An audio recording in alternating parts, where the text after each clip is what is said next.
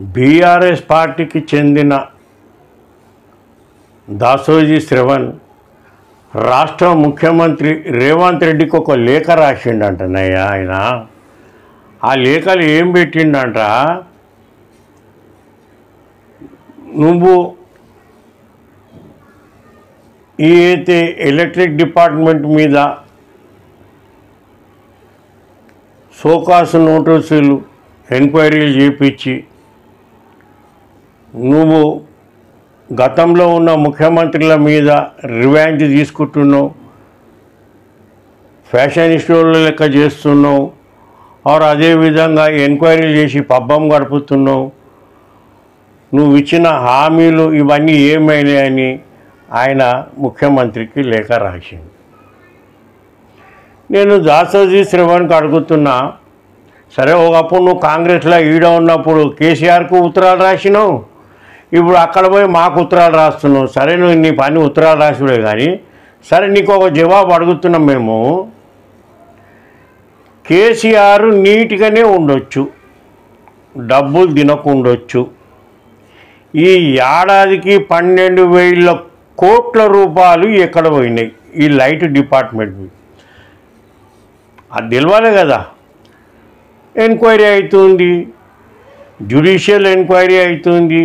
ఈ విషయము అసెంబ్లీలో రేవంత్ రెడ్డి అప్పుడే అడిగిండు, కొన్ని విషయాలు ఇది కార్యాచరణ మీద ఎంక్వైరీలు జరపాలంటే జరుపుకోరని మీ వాళ్ళే చెప్పిర్రు.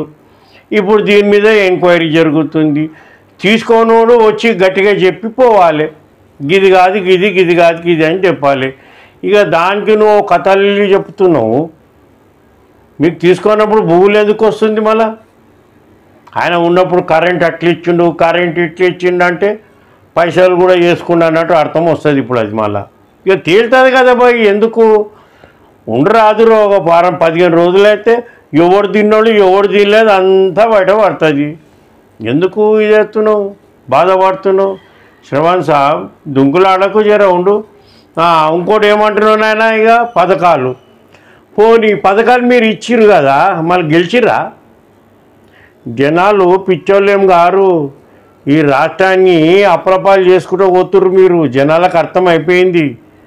పథకాల సంగతి అంతా పక్కకు పెట్టి మిమ్మల్ని ఓడగొట్టి పంపించుర్రు.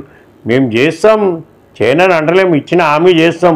అరే మొన్ననైతే కట్టినాం కదరా భయ్, 25,000 కోట్ల రూపాయల 91,67,66,000 కేసీఆర్ చేసిన అప్పుకు 4 నెలల మిత్తి అసలు కట్టుకుంటూ వచ్చినాం. ఇంకా మళ్ళీ మే నెల మిత్తి బకాయి ఉన్నాం మనం. విన్నావా? పథకాలు ఇవన్నీ తొర్రలు పెట్టి కూకుండా ఇస్తాం, మేము కాదని అంటలేము. కానీ ఒక్కొక్కటి చేసుకుంటూ వస్తున్నాం. మీకు ఏం దొరకక పథకాలు పథకాలు పథకాలు పథకాలని ఉరుకులాడుతున్నారు. ఎందుకంటే మీరు చేసిన లంగేవారం అంతా బయటపడుతుంది, అది ముయ్యనికే మీరు ఉరుతున్నారు. విన్నావా? శ్రవణ్ సాబ్ జర సూచి మాట్లాడు, ఏదైనా మాట మాట్లాడితే లెక్కకు కరెక్ట్